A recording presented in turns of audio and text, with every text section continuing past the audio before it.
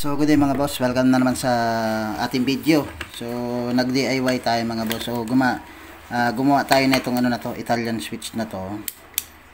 So yan, medyo may pagkaluma na siya.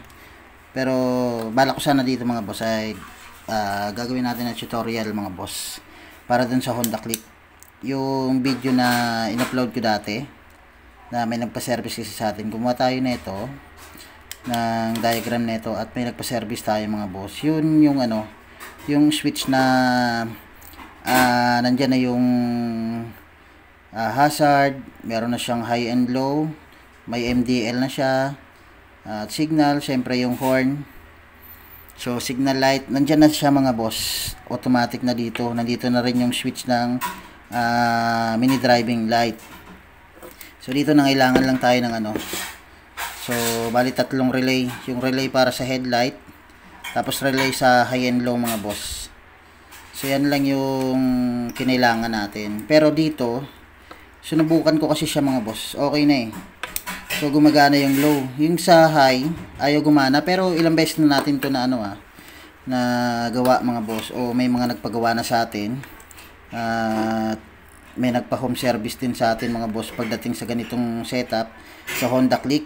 Kasi maganda to mga boss, nandito na yung ano eh, nandito na yung pinaka switch niya ng headlight at ng mini driving light. So wala ka nang idadagdag na extra switch mga boss. Ang kailangan lang natin tatlong relay. Yan, tatlong relay. Pero nagka-problema ng mga boss, nagti-trigger yung ano, yung low.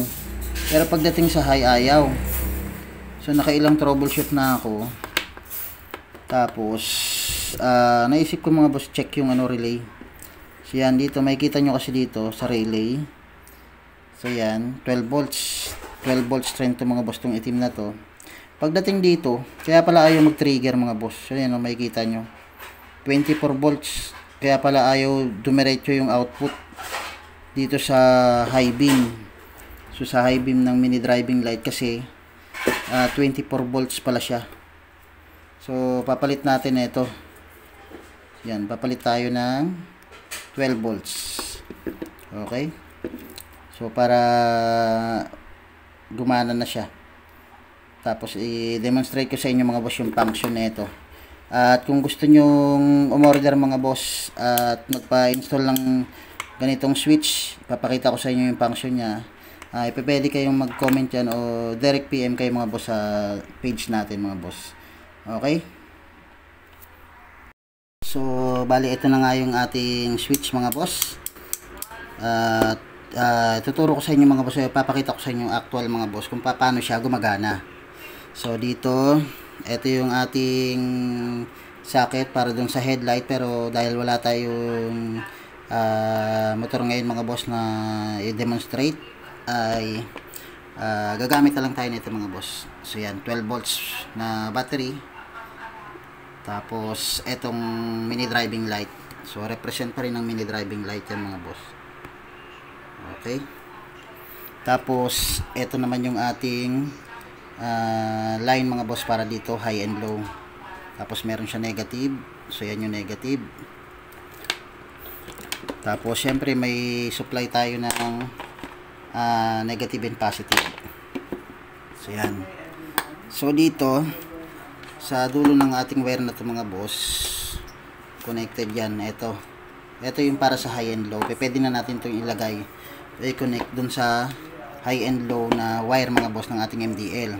So dahil dito naglagay na tayo dito mga boss, so yan, lagay lang natin o clip lang natin to mga boss, socket.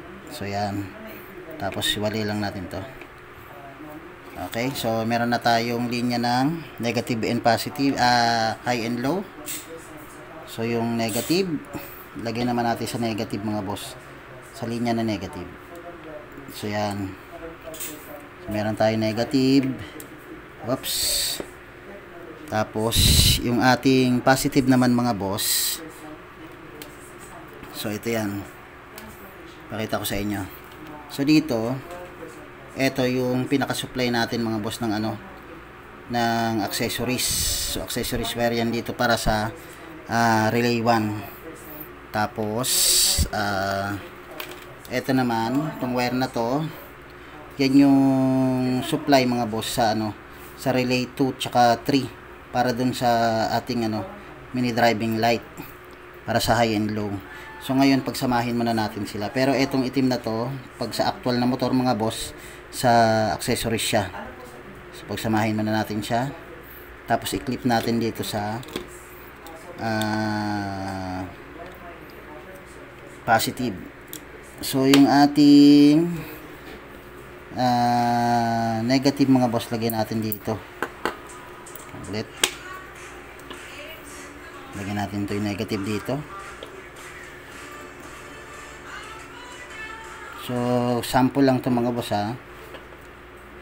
Baka sabihin nyo hindi maganda yung pagka-wiring, pero sample lang naman yan.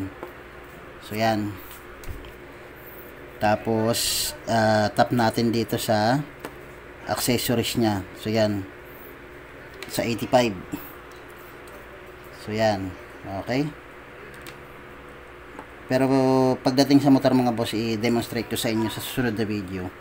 So yan, halimbawa nag-open ka ng motor, yung Honda Click automatic naka-open yan mga boss, yung headlight nya.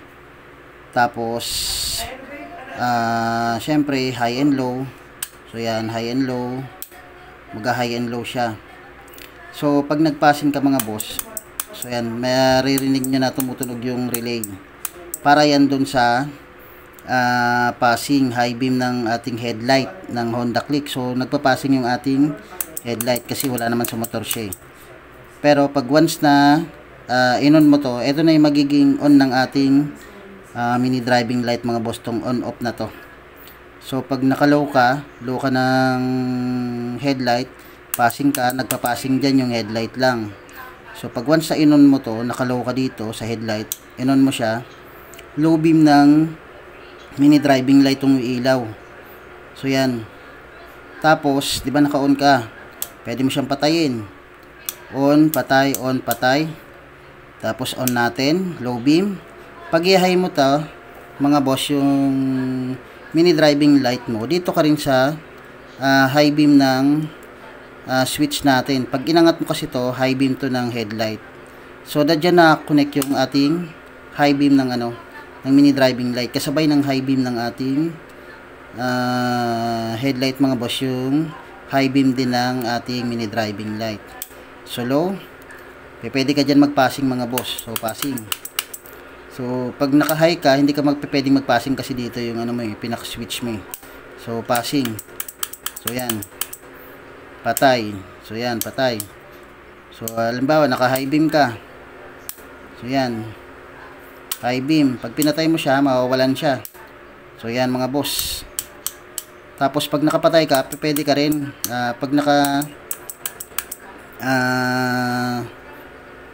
naka-low ka, magpa-passing yung yung high beam mga boss. So yan. Pero pag nakapatay yan mga boss, pag nag-passing ka, yung magpa-passing yung stock na headlight lang natin. So ganyan siya gumagana mga boss. So high beam, low beam, passing, patay. So yan, ganyan lang siya mga boss. So hindi mo na kailangan ng extra switch para sa mini driving light mo. Dito lang mga boss, gamit ang Italian switch, pwede mo siyang makontrol gamit lang dito kasabay ng headlight switch mga boss. So ganyan kasi yung function ng nung Italian switch na yan mga boss. So yan, dito pag ganyan, stock lang siya. Wala lang kasi tayong headlight mga boss ng Honda Click, pero switch yan o gumagana siya ng maayos. Tapos may hazard din yan. So yan, pero nakapokus lang kasi tayo dito sa mini driving light mga boss, pero may hazard na siya.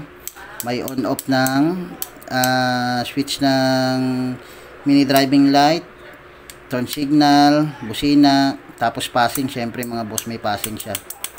Okay, so yan lang mga boss. Sana nagustuhan nyo yung video na to.